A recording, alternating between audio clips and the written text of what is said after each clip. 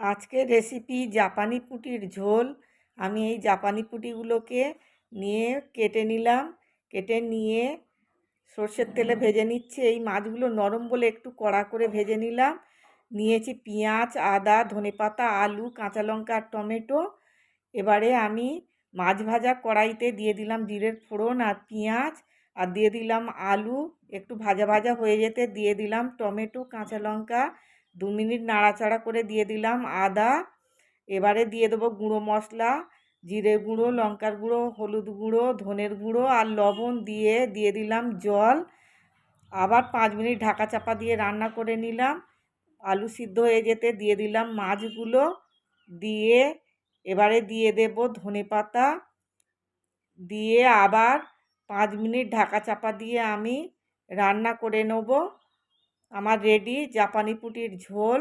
যদি রেসিপিটা বন্ধুদের ভালো লেগে থাকে একটা লাইক, কমেন্ট ও শেয়ার করে দিও। এখন আসি, আবার দেখা হবে।